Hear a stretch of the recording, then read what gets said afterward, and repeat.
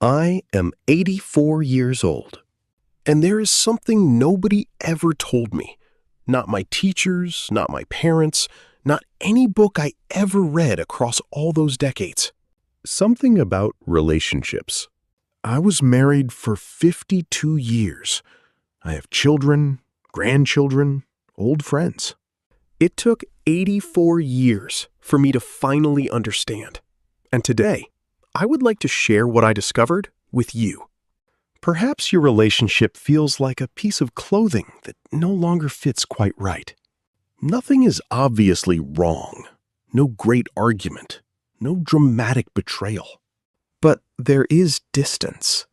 A distance that has quietly grown, like moss on a wall. Slowly, without a sound. You are always the one who reaches out first. Always the one who gives in, who forgives. And you are tired, not because you do not love them. You are tired because you cannot understand why it all feels so heavy. I know that feeling. I lived inside it for years without ever realizing it. Let me tell you about something that happened between me and my wife, Marlena. One winter evening in 1987, we had been married 20 years by then. We sat together at the dinner table after our meal, and I suddenly noticed something. Marlena, looking toward the window, watching the rain falling outside. I looked at her face, a face I had known for 20 years, and I felt as though I were looking at someone I had only just met on a train. I went to my study and pretended there was something to read.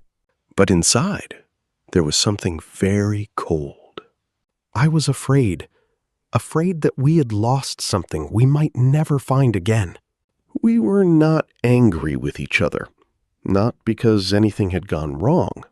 We were simply strangers. Many years later, through many difficult conversations, many long nights, and finally, after I lost Marlena and sat alone with all of our memories, I began to understand something. The first, gentle honesty. Not brutal honesty, not honesty that wounds, but the courage to say what you truly feel with a calm voice and an open heart. For many years, I believed that keeping the peace was a form of love. I swallowed many things I should have said. I smiled when I should have spoken. Relationships do not break because people argue. Relationships break because people stop telling each other the truth. And that silence, over time, became a wall. The second, the ability to return after being hurt. Every relationship will reach moments where one person hurts the other, not always intentionally, not always dramatically.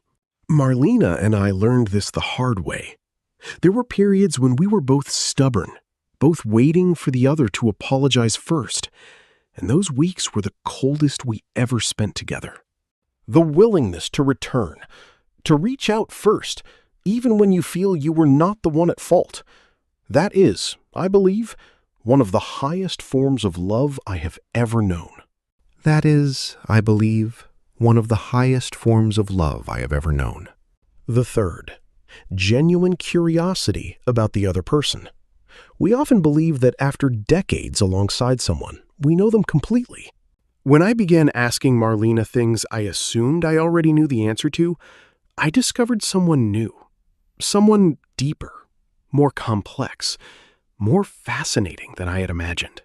Someone deeper, more complex, more fascinating than I had imagined. Curiosity is how we say to another person, "You still matter to me. You still interest me. I still want to know you." I think of my neighbor, a man named Edward, who lived 2 houses from me for more than 30 years.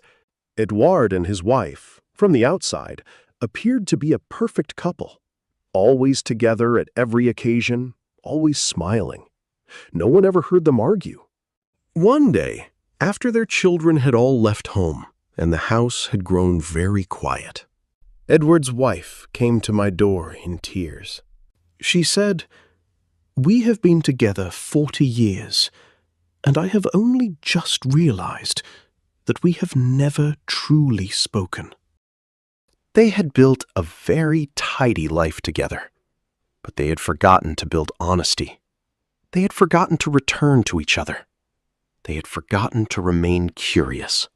40 years together, and both of them felt alone. Edward's story taught me that the length of time spent together does not guarantee the depth of a relationship. What guarantees it is the quality of our presence, every day, in the small things. When I began to see every tension not as a threat, but as an invitation to speak more honestly, something began to thaw. When I began to see the moment after an argument, not as defeat, but as an opportunity to return, the distance began to narrow. When I began to approach the people I love with genuine curiosity, the way I did when I first came to know them, I discovered there was so much I still did not know about them. A good relationship is not a perfect one. A good relationship is one where two people keep choosing to return to each other, day after day, even when it is not easy. That evening in 1987, when Marlena and I sat in that cold silence, I should have risen from my chair, walked to her side, and asked, "Marlena, what are you thinking about?" I did not do it that night, but I did it the following evening, and the evenings after that. Slowly, like spring arriving after a long winter, something began to grow again between us. We still had 20 more years together after that evening, and those last 20 years were the most beautiful of all. If there is someone in your life you may not have truly reached toward in a long while, perhaps today is the right moment to extend your hand, to ask, to return. You do not need to wait until you are 84, as I did, to understand this. Take good care of yourself, and I will see you again, my dear friends.